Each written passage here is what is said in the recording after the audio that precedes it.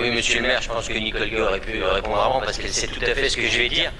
J'ai eu l'occasion déjà de le dire en conseil d'arrondissement du 8e.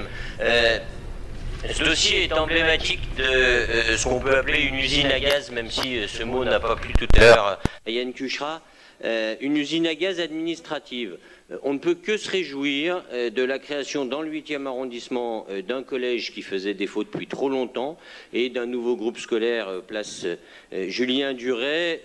alors que d'autres, en d'autres temps, avaient plutôt décidé de l'implanter sur un stade. Aujourd'hui, cette décision est bonne et les habitants du 8e, notamment les plus jeunes, pourront dans les années qui viennent, peuvent déjà bénéficier de ce collège et pourront dans les années qui viennent bénéficier de ce groupe scolaire.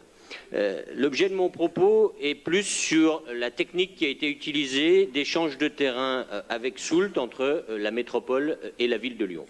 Elle dénote, cette technique, d'un poids de négociation qui tient, je l'ai dit en conseil d'arrondissement, qui est d'une complexité très compliquée à expliquer à nos concitoyens.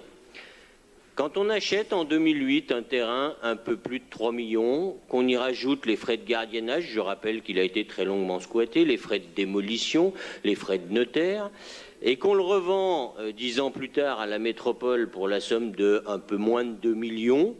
on va avoir du mal à expliquer aux Lyonnais que l'argent de la ville de Lyon est bien géré. Techniquement, il y a derrière ça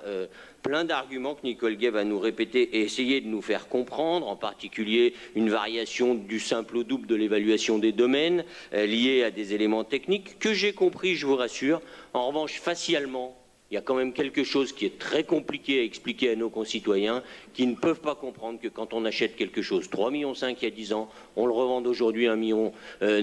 c'est juste un petit peu compliqué. Je vous remercie.